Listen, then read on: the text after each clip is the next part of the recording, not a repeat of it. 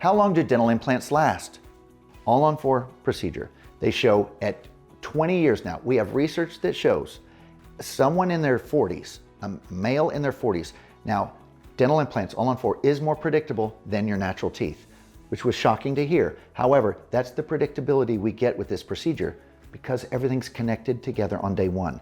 So they're not functioning as individual soldiers, they're all connected, splinted together. You chew on the left side, it puts force everywhere. And these are biomechanical in nature, it's not pure biology. So it's not just bacteria, it's overload we're concerned about.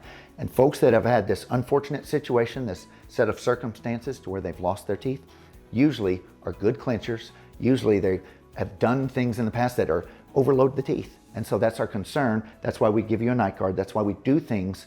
We can use Botox in your closing muscles to weaken them for 3 months. That's why we do those things to help get that 3 months of healing over with to where we don't have to worry about that anymore.